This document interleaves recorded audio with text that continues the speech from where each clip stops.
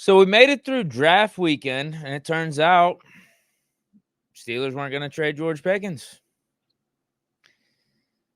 Little story that's flying under the radar, especially since all those last-minute reports started popping up like crazy a day or two before the draft that the Steelers are making and taking calls, and George Pickens may be on another team once draft weekend ends. Pickens is still a Steeler. You like to see it. I think that's nice. We're going to get a year of Pickens and Metcalf together.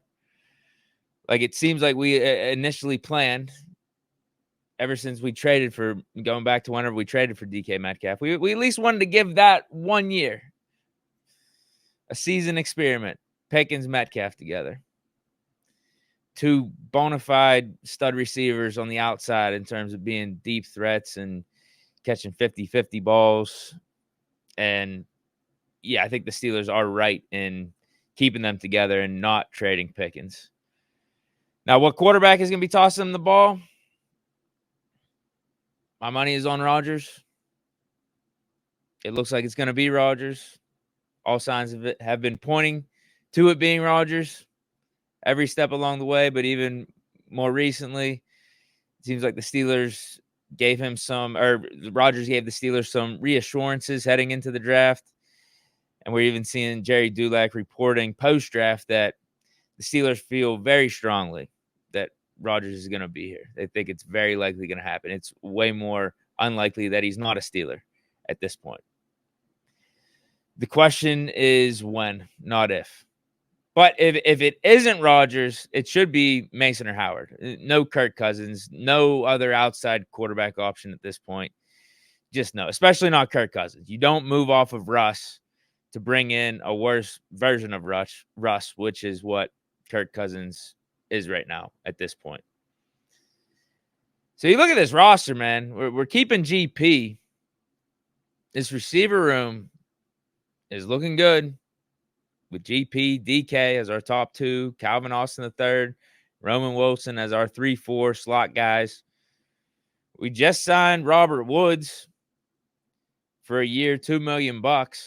Former Super Bowl champion receiver. Now, he's not prime Robert Woods or anything, but as your fifth guy, competing with Ben Skowronek and Scotty Miller for a depth position or two in your receiver room, not a bad spot to be in.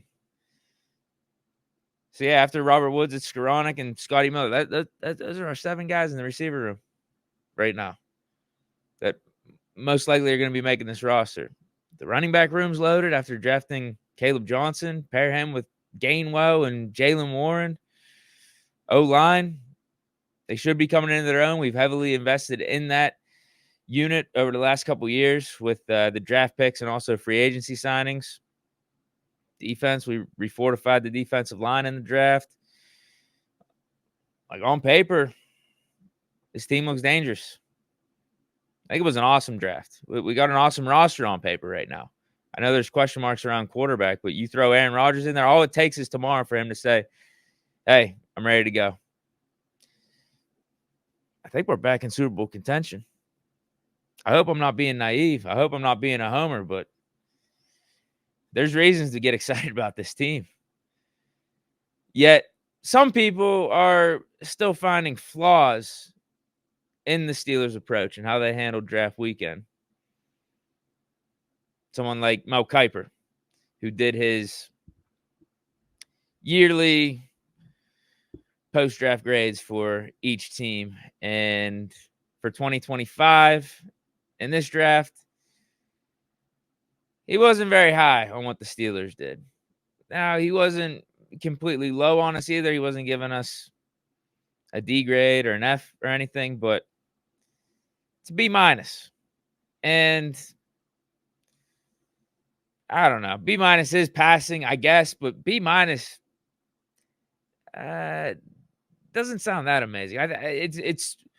It's a way better draft than what Mel Kiper has given us credit for. I'll say that. That's my opinion on it. I mean, you heard me in my post-draft reaction on Saturday. I was giving us an A+, and I'm not backing away from that at all. No reason to. But let me read through his explanation for why he gives the Steelers a B- and why he's critical of what the Steelers did. And then I'll react to it along the way here because this is only the first paragraph. There's about 2 or 3 more. He says, top needs entering the draft: defensive tackle, quarterback, wide receiver, and running back. The Steelers must feel really good about their chances of signing Aaron Rodgers. Absolutely. That's what we've been saying, and also saying even more so after seeing who we drafted. Goes on and says that's the only explanation for their approach to the 2025 draft. And if they don't land Rodgers or pull some other magic at quarterback, Coach Tomlin's 18-year streak of going at least 500 could end. Mason Rudolph is the current starter, yet Pittsburgh added only Will Howard at the position in round 6. He's a backup in the NFL. Now Kiper's just getting disrespectful here. You don't know about Will Howard, bro. You don't know what he's going to be. Dude just won a national championship at Ohio State. Went undefeated against 4 top 10 teams in the college football playoff.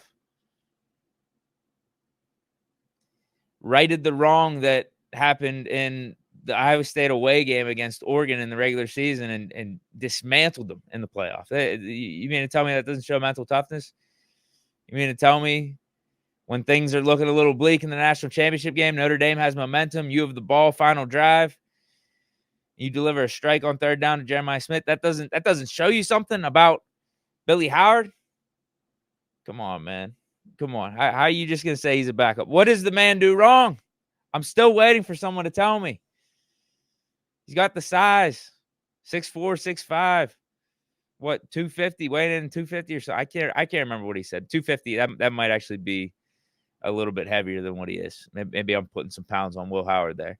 But he's got the size. Got nice prototypical size to be a starting quarterback in the NFL. He's got the arm strength. He's got the mobility. Had 7 rushing touchdowns at Ohio State last year. Was running a more rush-heavy style offense at Kansas State and did that with success. That was the questions about Will Howard. Can he pass? Can he be a good pocket passer? Can he read defense? Can he do that type of stuff at the next level?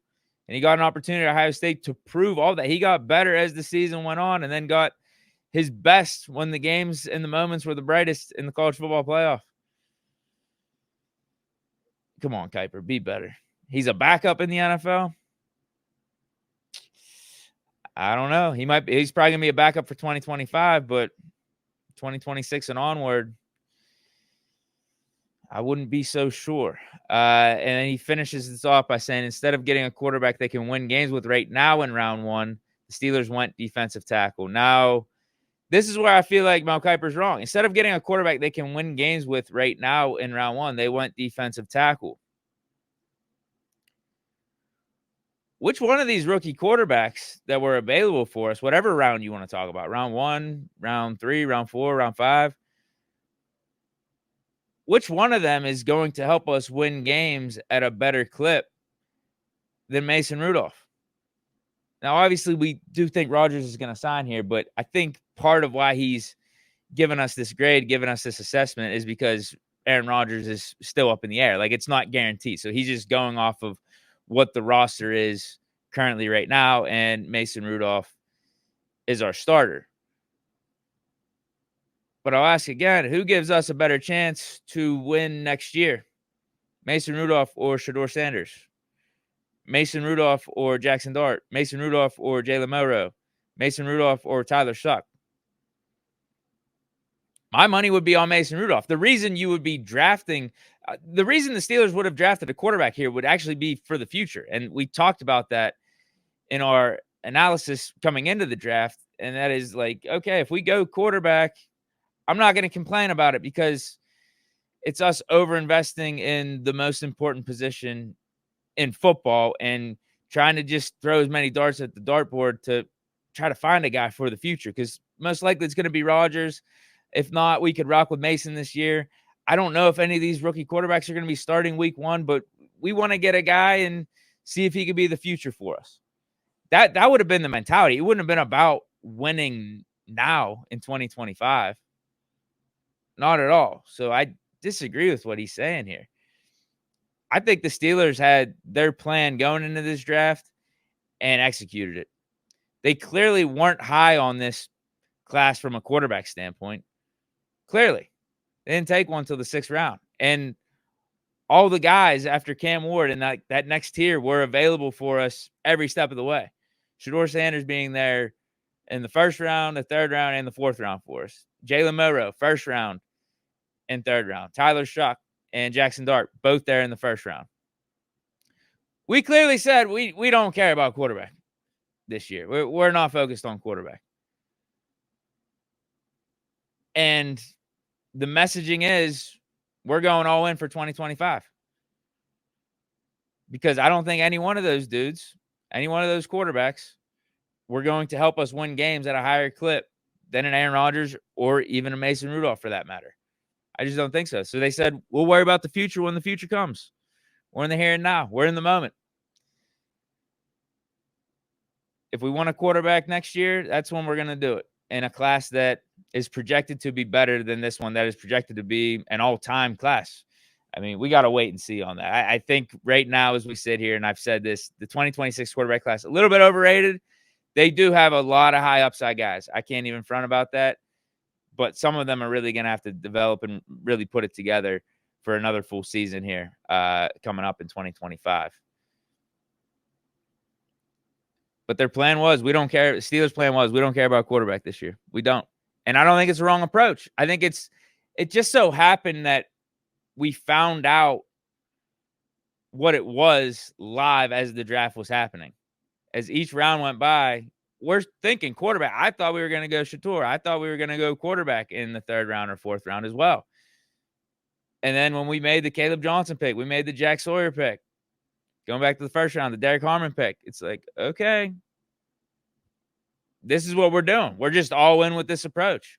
We're going to worry about quarterback next year. We'll worry about quarterback after the season. Because what if Aaron Rodgers comes in here and balls out? He feels healthy. He's like, I'm going to run it back for another year. You don't think we're going to be taking that? You don't think we're going to give the thumbs up to that? So it didn't seem like they liked this class that much, and they weren't just going to take a guy just to take him. They focused more on getting people that were going to help them for this year. Derek Harmon, he's going to be getting snaps on defense. Jack Sawyer, he's going to be getting snaps on defense. Caleb Johnson, he's going to be our starting running back. Even Y.A. Black in the 5th round might get some snaps at nose tackle, defensive tackle. So they got guys they felt were going to have more impact in the here and now and ultimately still be staples for us in the future. Harmon, Caleb Johnson, Jack Sawyer. Hopefully those guys are like Steelers. They're franchise catalysts for the next decade or so. And then we still got Will Howard in the 6th. That's the other thing. He's likely not going to be playing for us in 2025. But you got a guy right there in the 6th round. You want to talk about value that maybe could be the future. I was just talking about maybe taking a quarterback in those early rounds, and your thought process is maybe they could be the future for us. Will Howard could be the future. But we got him in the 6th round. And you guys know I'm not just saying this because we got Will Howard. I've been saying this ever since the offseason started, and I watched the Ohio State National Championship run. I was looking back on Howard. I'm like, why is he considered this late round pick again? Why isn't he being thrown in there as maybe a 1st round or even just in that next tier of quarterbacks after Cam Ward? Why not? So maybe, yeah, maybe we got our guy all along. We don't even know how the Steelers viewed some of these quarterbacks compared to even like Will Howard, the guy that we ultimately got. We don't know. We really don't. We just know that we passed on everyone that was in the mix reportedly for the Steelers, not only in round 1, but in those mid rounds. We passed on McCord. We passed on Shedeur multiple times. Milroe, Shuck in the 1st round. We passed on who else? I guess Quinn Ewers too. Quinn Ewers went after Will Howard, but yeah, what if Will Howard was like a top 3 or 4 guy on our board and we got him in the 6th round? I disagree with what Mel Kiper's saying here about quarterback, because like he's bringing up that we need a guy to help us win this year. No, we're looking for the future. Mason Rudolph can help us win this year. Let's not get it twisted. Mason Rudolph, Mike Tomlin's 18-year streak of going at least 500 is not going to end with Mason Rudolph. I put money on it. I put my money where my mouth is. I'm not just saying this. I took the over on the Steelers over-under even before the draft happened. And it's at 8.5. So I do feel like we're going to get over that mark. Tomlin's going to have his 18-year streak continue. The Steelers' plan was we're all in this year. That was the plan. That was the approach. And I can't knock them for it. I can't. I wouldn't have knocked them for taking a quarterback. But we also talked about how just getting guys at positions that we need and waiting on quarterback till next year and rocking with Rodgers, rocking with Mason is also a good approach too. But it's just that the closer you get to draft, everyone's talking about quarterback, and that's where the hype is. That's where the excitement is. And, we were linked to Shedeur. Everyone thought it was going to be Shedeur. So, that's what we were expecting, but they didn't go that way. And we learned as the rounds went that they're definitely not going to go that way. They're definitely not going quarterback. Not until the 6th, and that was Will Howard. And again, the upside there with that pick, the value there with that pick, I think is incredible. Because who's to say Will Howard doesn't end up being one of the better or best quarterbacks in this class? Right now, I think Cam Ward's in the pole position for that. Don't get it twisted. I think Cam Ward was the truth in this draft class if you're talking about quarterbacks. But after that, you can make a case for a lot of guys. You definitely could. And I get Will Howard wasn't being categorized in that next tier with Shedeur, Milroe, and Shuck. But my question is, and will remain, why not? Why not? I think Will Howard would have been a good pick for us in round 3, round 4, if we wanted to go that way. And who knows? Like I said, who knows? Maybe we did have Will Howard higher on the board than the guys that were taken in those rounds. Shedeur going in the 5th. What if we had Will Howard higher than all those guys that were taken ahead of him this whole time and we were just able to snag him in the 6th? He goes on, though.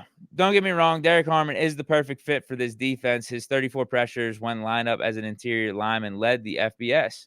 He combines power and quickness to create chaos. And with Cam Hayward turning 36 years old, the defensive line had to get some youthful reinforcements. The pick itself is really good, but it just seems like Pittsburgh is rolling the dice at its most important position. And I think about this too. The Steelers didn't have a second-round pick because they traded it for DK Metcalf. But who is throwing Metcalf the ball? So I kind of went over this on that spiel I went on a few minutes ago. I don't think we're stressing about quarterback like this. I mean, he's talking about Pittsburgh rolling the dice at its most important position. We are, but it's in a good way. Look at it like this. It's either we get Aaron Rodgers here, and that's Aaron Rodgers. That's worth taking a swing on to see if he's still got it. It's either that happens or, which again, that's not rolling the dice to like this huge extent. We saw Rodgers last year throw for 28 touchdowns and almost 4,000 yards with the Jets. His bad year was that. Now he should only be healthier. He's going to be in a better situation with a better organization. That's not even like that much of rolling with the dice. And we're not giving him a 4 or 5 year big time contract either. It's a 1 year deal. Yeah, we are rolling the dice a little bit, but it's not like this drastic thing. But if we don't get Rodgers and we do end up going with Mason, we missed out on all those quarterbacks in free agency. Fields, we let Russ walk, missed out on Darnold. If it is Mason, and it's as bad as he's making it seem, or a lot of the national media is making it seem, then we're going to be picking number 1 overall in 2026. Okay, that's great then for the Steelers. That's great. I actually feel like, again, we have a plan. We have something in place. Not only for 2025, we feel like we can win with what we got. Hopefully Rodgers comes along, but we can actually win. We got a really nice roster on paper. If it just so happens to be Mason, yeah, man, let's roll with him. We got to see him in 2023 in some high-pressure moments, really step up and play like a top 10 quarterback.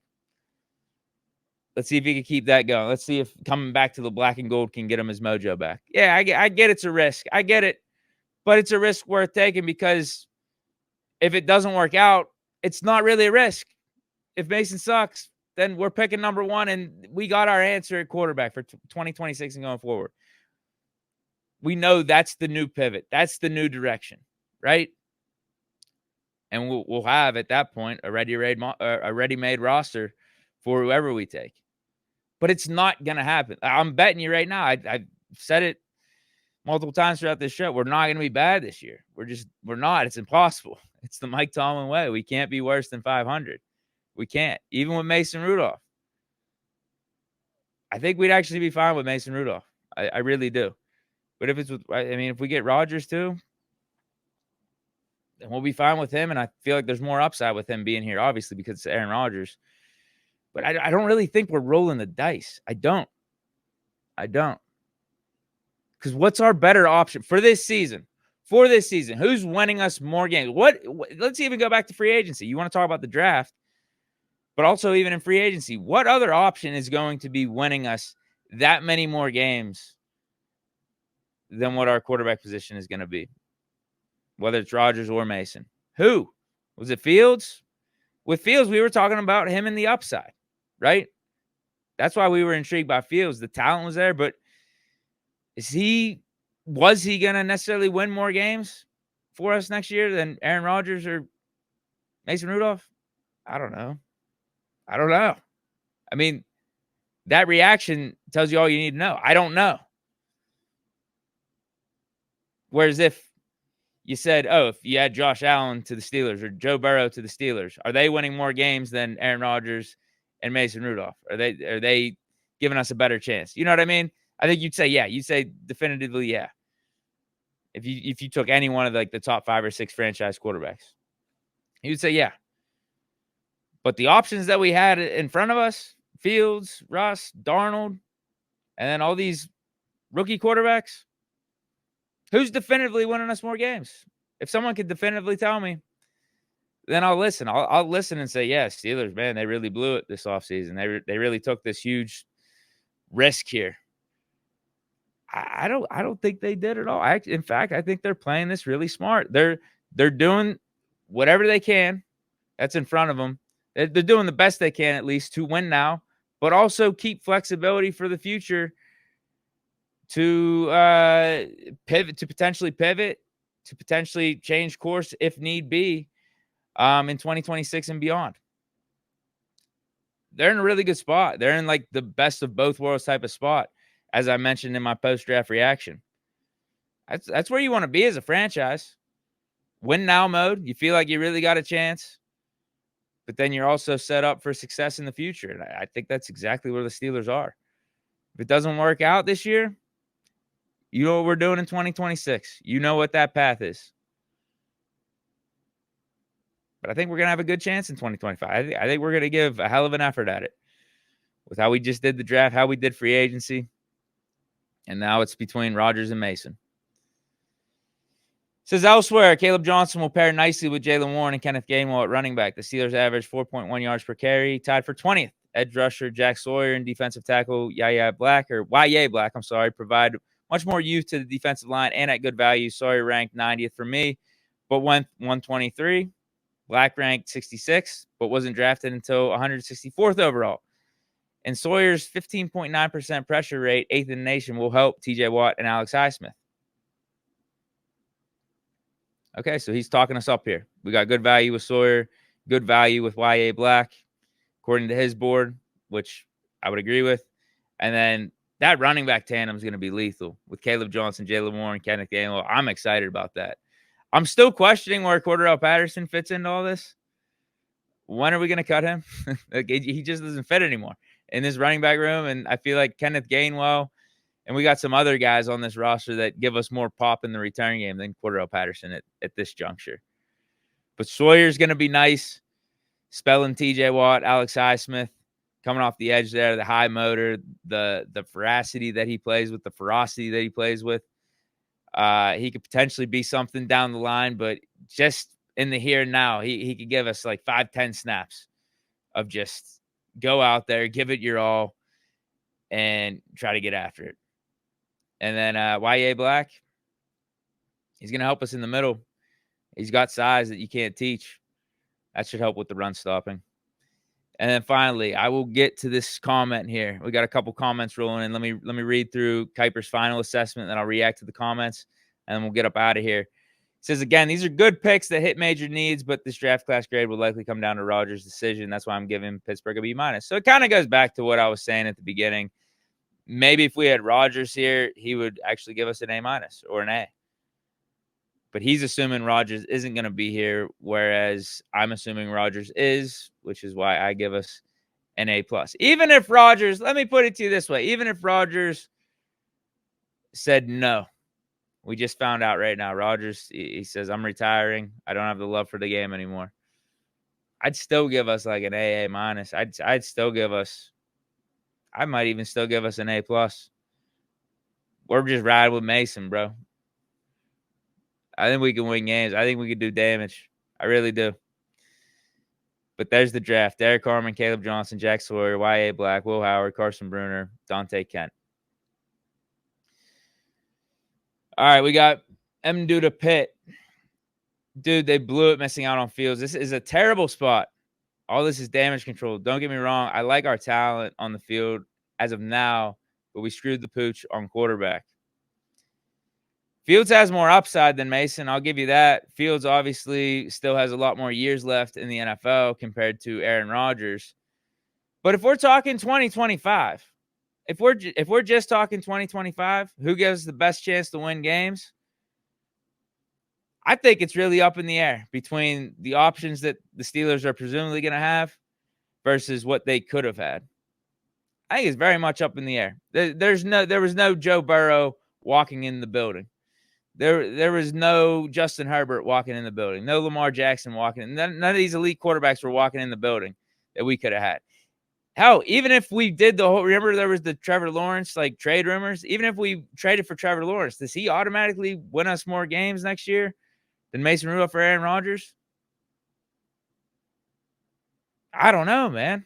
I don't know. And then you're shelling out a ton of money on Trevor Lawrence, and you got him locked up. Like, you're tied to him for the next 3 years. That's why I like where the Steelers are. I really do. I'm impressed with how they handled this offseason. I think we got the artillery. We got the pieces in place to go on a run now. But if we don't, we're set up nicely for 2026 and going forward. Because think we got all those extra 2026 picks, like in the third and fourth round, those compensatory picks. So if we want to trade up to get a guy that we feel really good about, we could do that. We got some ammo. Justin Clay says we're fine at quarterback. Roll with what we got. And M. Duda Pitt says you're fine with Mason. Just hope we don't waste our cap on Rodgers. You heard Rodgers. He said he's only looking to play for like $10 million. He doesn't need more than that. He ain't stressing about the money. I think if he plays, it's for the love of the game. It's for his legacy. It's to prove the doubters and haters wrong that think that he was the problem with the Jets, that the people that think he's washed, that he can't get it done anymore. Oh, man. Steelers 1932 says, please, they fumbled with Fields and they laid an egg with Sanders, all because they want this old, crusty toad Rodgers. The draft was a joke. No, bro, I don't think so. I don't think so. They clearly said we're not concerned about quarterbacks in this class. We don't value Sanders like that. We're not grading Sanders to the degree that a lot of other people did. Now, you could argue whether that's right or wrong, but with Sanders, like, it's not like he was this sure thing amongst all the guys in his tier either. Remember, I talked about this. For pick 21, I went Jalen Milroe in the creator draft. I told you guys, like, I was set on taking Milroe when I woke up that morning, even if Shedeur was there, because of the upside. Like, there was a case for Dart. Like, there was a case for Milroe, or some people like Tyler Shuck. There was a case for some of those guys over Sanders. And we don't even know where the Steelers graded Sanders in the whole thing, because Jerry Dulac actually came out and said that it was a given from the Steelers standpoint behind the scenes that they weren't going to draft Sanders early, that they weren't going to draft quarterback early. If they were going to take one, he said that Steelers had a first-round grade on Dart. So maybe if Dart, and they didn't even take Dart in the first round when Dart was available when we were picking at 21. So maybe if Dart was there in the third round, Steelers would have considered. But you had everybody there outside of Cam Ward, Shuck, and Dart there in the third round, and Milroe went in the third. Shador's still there in the fourth, and we kept passing them. We kept passing on them. I think, again, the approach was this. This was the approach. It's less about Shador. It's more just about quarterback. We're not stressing about quarterback this year. We want guys that are going to help us win right now. We're going to worry about the future quarterback and worry about that type of stuff in 2026 and going forward, depending on how 2025 plays out. They obviously didn't value this quarterback class that highly in general. Because if they did, they would have taken someone first, third, fourth round, right? They would have figured out a way to do that. They didn't value it like that. And they just weren't going to take a guy for the sake of taking a quarterback and appeasing the public and appeasing the crowd. Now, I'll say this again. Could they have won quarterback? I don't think that would have been a wrong approach either, just because of the state of where we're at. And we got to take some chances at the quarterback position and try to throw darts at a dartboard. But apparently the Steelers didn't even feel like this quarterback class was worth taking those type of chances on, even when we hit the third and fourth round. It wasn't even about first round. Like these guys, Shador, Jalen Milroe, Kyle McCord, these dudes were available third and fourth round, which is crazy. All right, I'll read a couple more here, then get out of here. Yeah, shout out to everyone that just stopped through here late in the game. Justin Clay says, I would rather see the quarterback we got play and Mason. If they fail, at least we get a high pick next year. That's what I'm like. We're in this like win now or like win-win position in a way. The only thing that would be bad for us is if we end up going 9-8 and like Rodgers gets hurt in the middle of the season and Mason comes in and he's like up and down. And we're just like, what the hell? We get another pick that's like 15 or 20 in next year's draft. But I think I'll say this. I feel like we would know for a fact we are taking a quarterback in next year's class. And we're going to trade up. We're going to do whatever it takes to get the guy that we want.